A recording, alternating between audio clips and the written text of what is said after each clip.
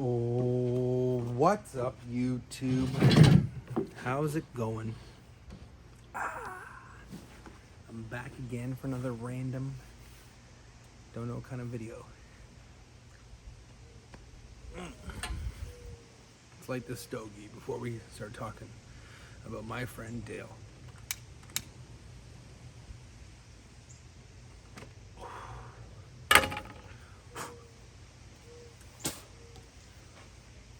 You'd like that one.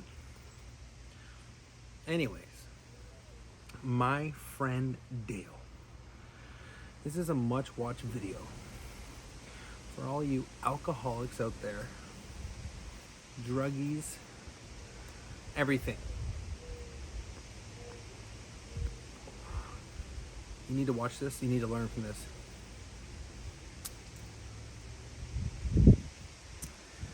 I met this guy back in 2015, 16. Super cool dude, super chill. I met him at work. I worked most of my whole life since I was 14 years old, back in 2004, almost 15. So I'm 34 now. And I was never one to get along with people at work. Work's work, home life's home life. You don't cross the two. You don't eat where you shit. You've heard it all. Sorry for the light beer. Dale would not approve.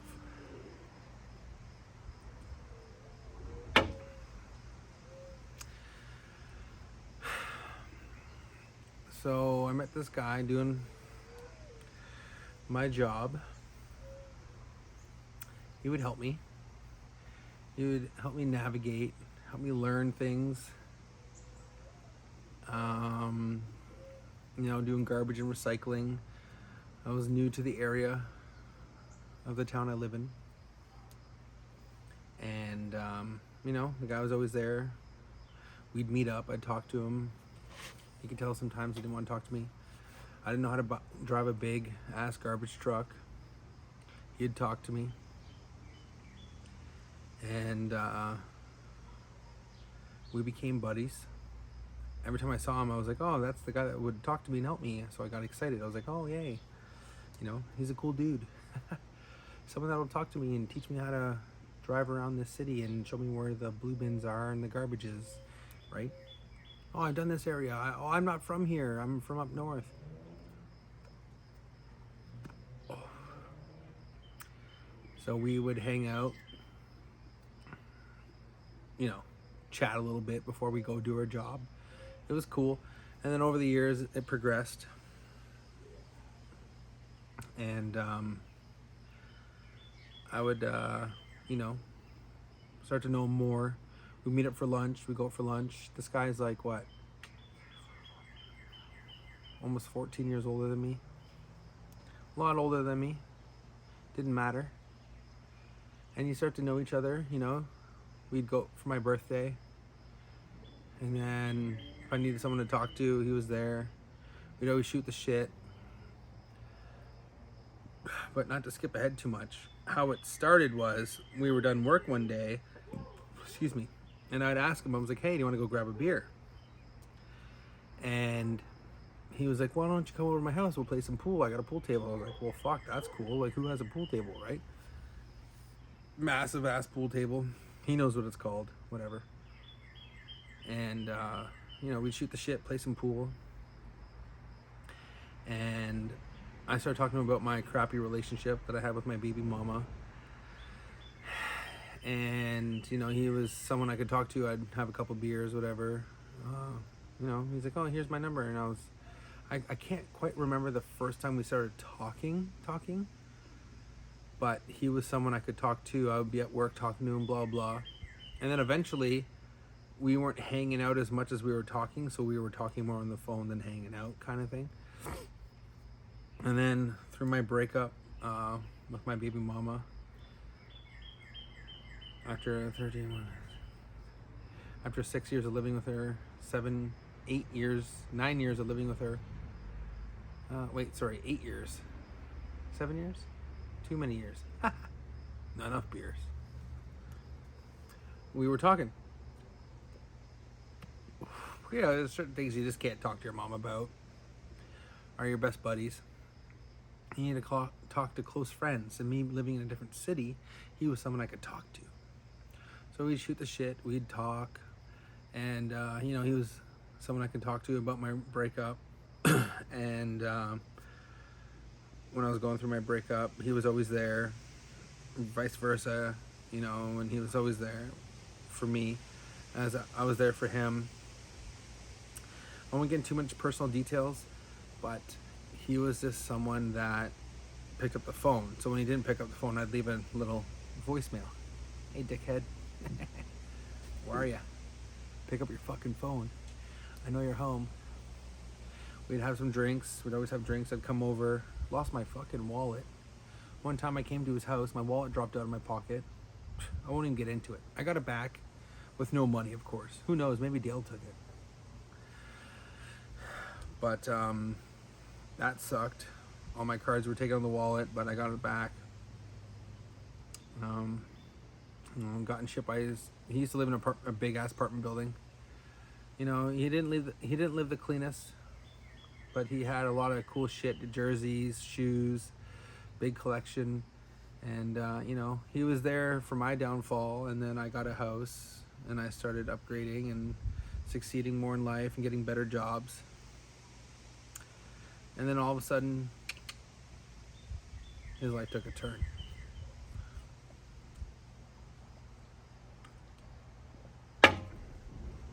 His life took a turn.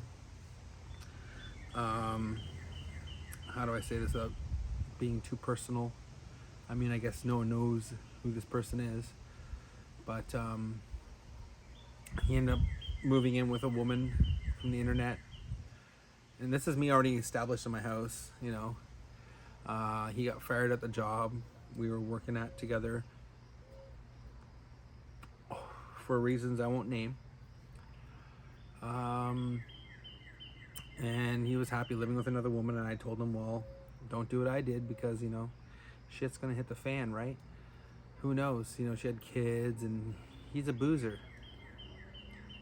And this isn't a story for someone who's going through addiction that needs to hear this, okay?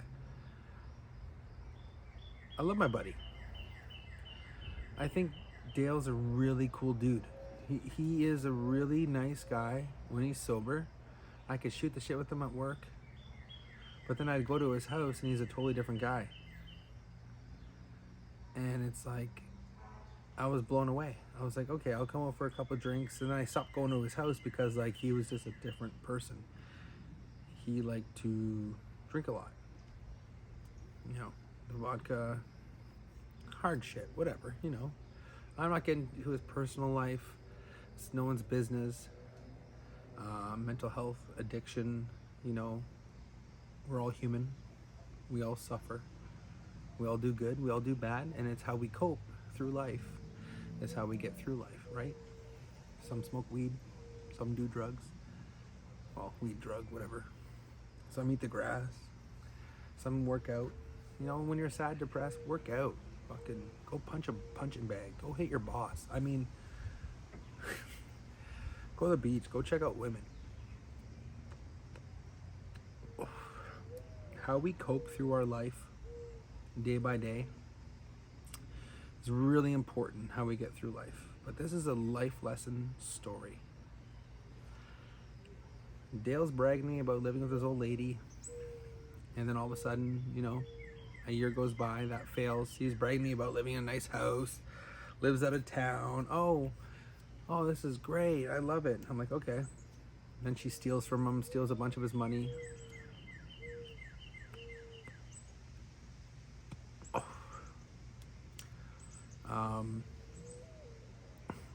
Awful stuff. I'm not getting into details. I'm giving the brief here. So you guys put it together the way you want. But this has been my buddy for the last 8 years. Okay? His personal life would blow your mind, but it's not for public viewing, and I respect his stuff not to share. So anyways, he gets the boot from his old lady, looking for a place to live. He ends up moving back closer to me, which is nice. And you know, time goes on, and then he gets a roommate about 8 months ago. I'm not smoking this enough.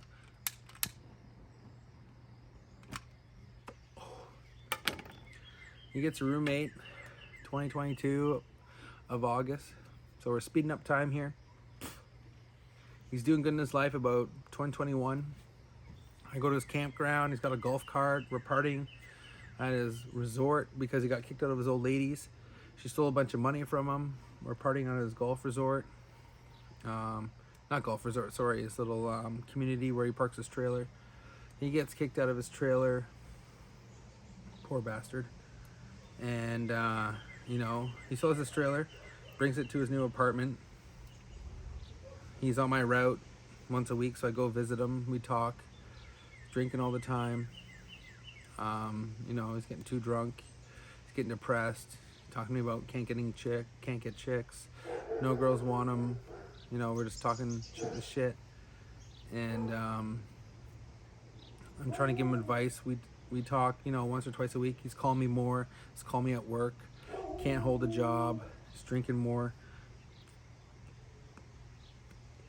Rents out a room to this chick. Tells me she's on ODSP. Will pay monthly through the government. Can't pay monthly through the government. And then he gets jumped by two guys. One guy blocks the door. Another guy, he's watching the hockey game because he loves hockey. He tells the girl she can't smoke crack in his apartment. So he's bragging to me that he pays half the rent. He's living it up. He's happy. He has a job. Pays half a rent. You know, he's living it up. He still has his trailer in the parking lot. And then the inevitable happens. He has his roommate smoking crack, like I said. He catches her, says, you know, you can't smoke crack. And then she turns around and says, oh, blah, blah, whatever. You know, no detail. Then he's watching the hockey game and some guy apparently comes up, punches him or threatens him with a knife. He turns around. There's a guy blocking the door. They get into it.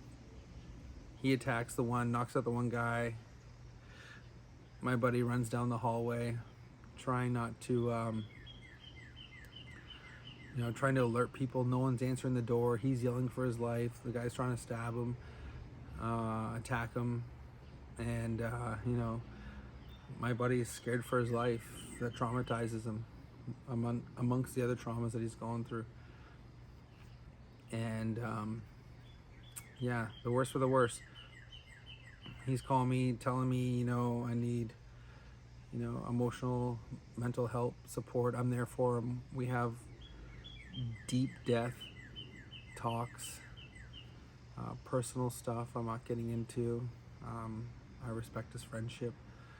And then he's just diving into a deeper, darker hole. He's drinking all the time. He's using it to cope. Now he can't hold a job. His kid doesn't want to talk to him.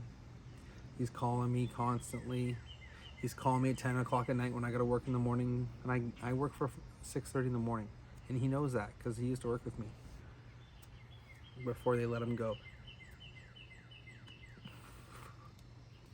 And he's running out of money. He's running out of resources. He's, you know, he's trying to cope with his trauma. I meet women and they tell me how he can reach out to multiple sources to help him and stuff. And I don't know personally what he's done. You know, he's just digging deeper into that hole, drinking all the time. He tells me he goes to bed after he gets drunk. 3 or 4 hours, he sleeps, wakes up. He's constantly digging deeper. You know, he says it's a lifestyle that he's been doing forever.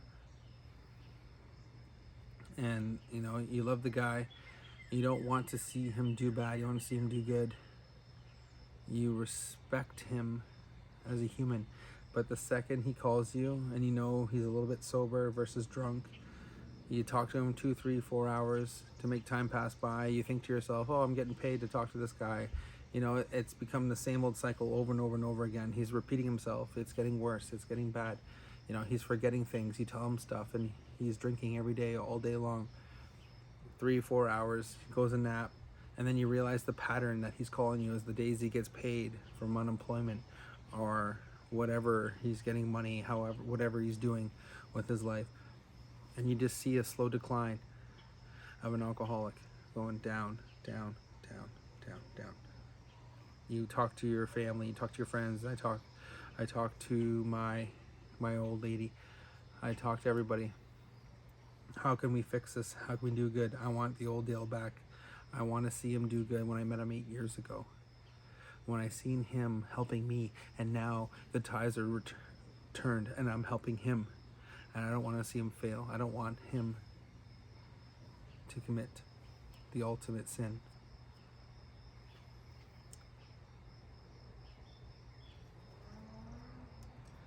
The guy's told me multiple times he doesn't want to be alive. How do you help that? How do you deal with that stuff?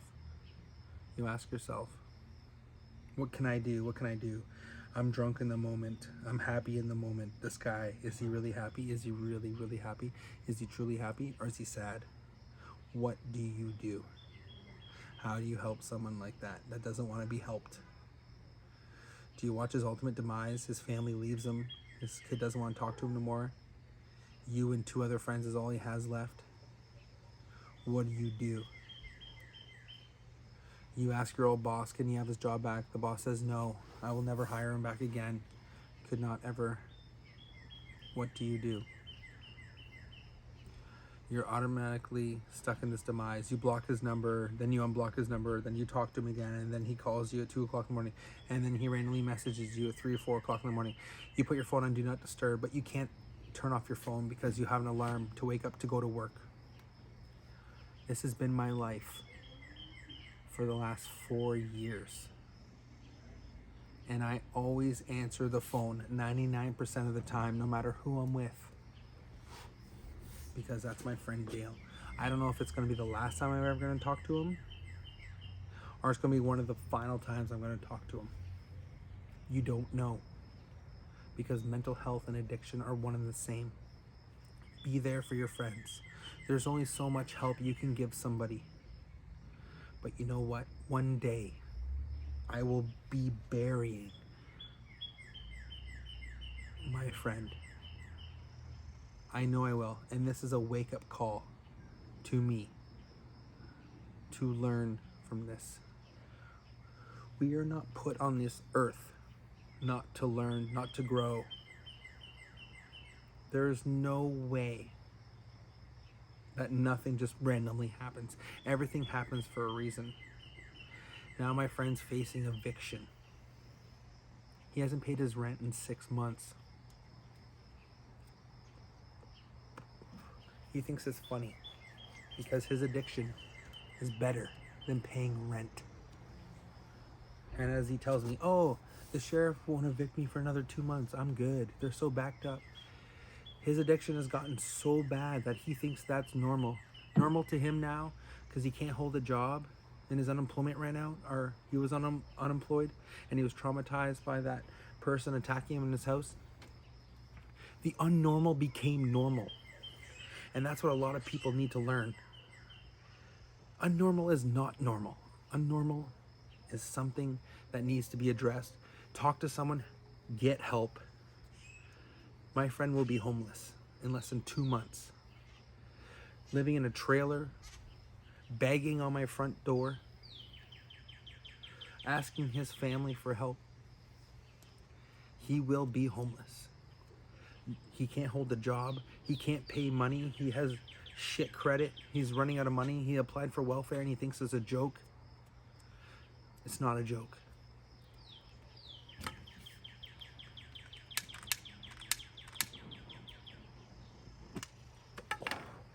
Woo, who says I can't light a roach? Live and learn, people. This shit is real. Fix your life, fix your habits. There's always help. Talk to someone. He talks to me because he's bored. He has no one to talk to. It's not a joke. This isn't a joke anymore. Calling me to talk to me as a friend versus now a counselor, it's not a joke. It's weighing on me now. And now I'm talking to you.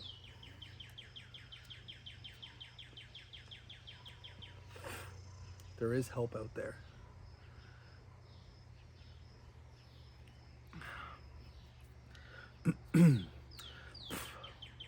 I wish my friend,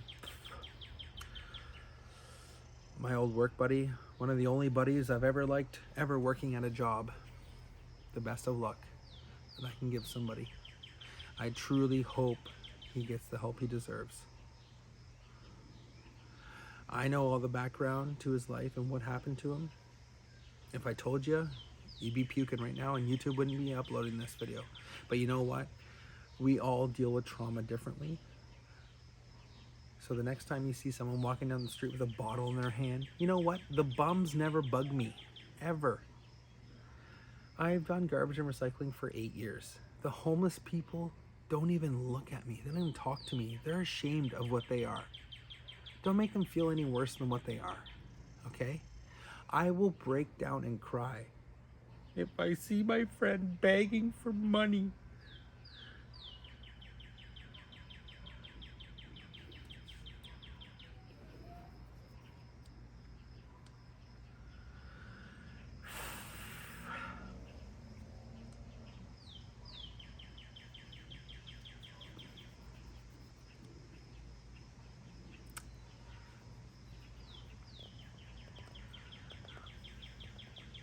That's not cool. I don't know. I really, really, really would love to help him. But I know he can't stay in my life, in my house, because it's just, it's too much stress. I can't do it. It'll tear me apart. And that's just one guy's story. Go talk to a homeless guy. Just go have a chat with someone who's homeless before you judge. Just go have a chat. You can't think someone wants to be homeless. That's ridiculous. Oh, he just throws themselves out there. He just loves to shoot up fentanyl. My friend is going to die from drinking. He will die. 100%. He is so addicted to alcohol, it's disgusting. I love him as a buddy.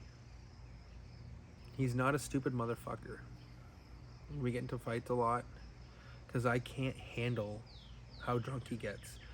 And he thinks I get as drunk as him because, you know, I can't handle him sober. And he calls me so often. And I'm like, dude, I'm at work. He thinks I'm drunk. He's like, oh, you're drunk with me? Woo. It's no. Life's not like that.